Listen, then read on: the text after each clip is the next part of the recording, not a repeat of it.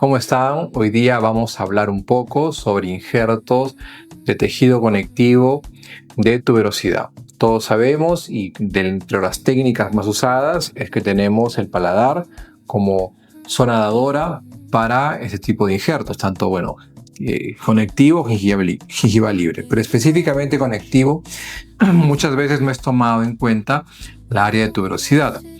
¿Y por qué es importante en cuanto a implantes dentales? ¿O qué beneficios trae frente a un injerto de tejido de paladar?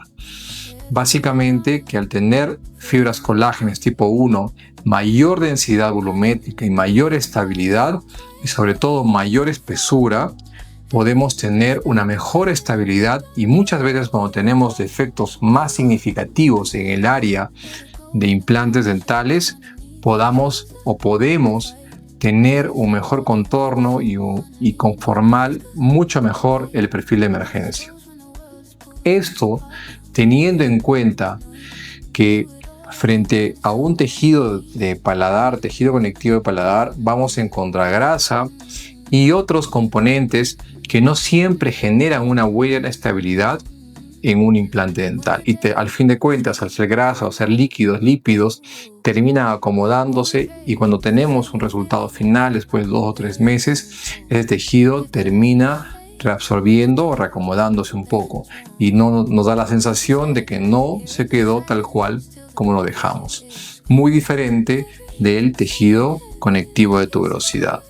Ahora, dentro de las ventajas, mientras claro, esté disponible, porque no siempre está disponible en un tamaño ideal, que siempre que es disponible, me parece que al día de hoy es nuestra mejor elección. El tejido conectivo de tuberosidad no genera una zona tan difícil para nuestro paciente en cuanto a los cuidados postoperatorios, ya que al ser retirado de la zona posterior de nuestras segundas molares o primeras molares, dependiendo del caso, hasta incluso a veces tenemos la muela del juicio y aún así tenemos una buena cantidad de tejido de tuberosidad, es una zona que no incomoda al paciente de más.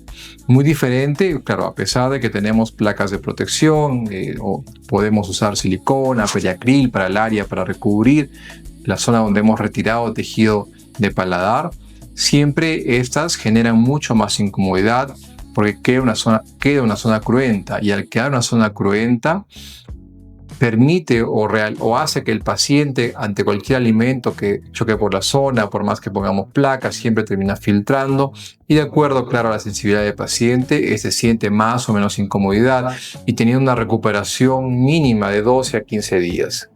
En cambio, el injerto tejido conectivo de tuberosidad, el paciente 3 a 5 días después prácticamente no siente ningún tipo de incomodidad en la región. Ahora, ¿cuál sería también, porque no todo es ventajas, ¿sí? ¿Cuál serían las limitaciones de un injerto de tejido de tuberosidad? Que básicamente la zona es un poco más restringida. Comparando con el paladar, que tenemos regiones mucho más extensas, entonces dependerá de lo que queremos recubrir. Probablemente para 1 o 2 implantes, mientras haya disponibilidad, tiende a ser lo ideal, ¿no? Y ya cuando requerimos zonas más extensas, no se recomienda ir a 2 zonas porque incomodamos mucho más al paciente. No se recomienda ir a paladar y a tuberosidad, ¿no? Salvo por ahí alguna circunstancia diferente. Pero en la medida de lo posible, una sola región. Y si ya tenemos regiones que han abarcado de 2 a 3 zonas, lo que tenemos que hacer es ya ir o pensar en un injerto conectivo de paladar. Bien, dentro de la descripción de la técnica del injerto conectivo de tuberosidad, hoy vamos a mostrarles 2 tipos de casos. Uno en el cual realizamos un injerto en el cual hicimos de técnica lineal, una más hacia vestibular, con una incisión a espesor total, o sea, hasta llegar a hueso, y 3 a 4 milímetros hacia palatino, una incisión a espesor parcial. Unimos ambos puntos y retiramos poco a poco, puede ser primero con una legra, luego con un bisturí. Poco a poco vamos retirando el ligero tejido de tuberosidad, como pueden ver en imágenes. Después de eso nos queda esa franja de epitelio, la cual tenemos que ir retirándola con cuidado, porque normalmente este tipo de técnicas es para técnicas tipo sobre, que va debajo de nuestra encía para generar un volumen, como pueden ver en imágenes. La otra técnica, cuando tenemos esa claro, nos puede servir de repente hasta para 2 implantes sin problemas, ¿sí? La otra técnica, cuando tenemos que cubrir un solo implante, ¿sí? Tenemos la técnica tipo cuña, que básicamente con una hoja de bisturí número 12 voy desde distal hacia mesial, tiene una espesura de 3 milímetros y voy retirando el tejido.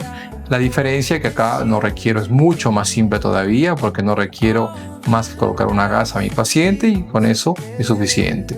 Claro, me sale con una zona de epitelio, esa zona de epitelio tengo que ir retirándola poco a poco para que luego el tejido, como en la siguiente imagen, pueda ser llevado a la zona dadora, a la zona receptora, y en esa zona se ha suturado siempre con 2 puntos de soporte. Si es que es muy pequeño podremos colocar uno solo, pero si no, un punto mesial y otro distal para que ese tejido pueda tener estabilidad.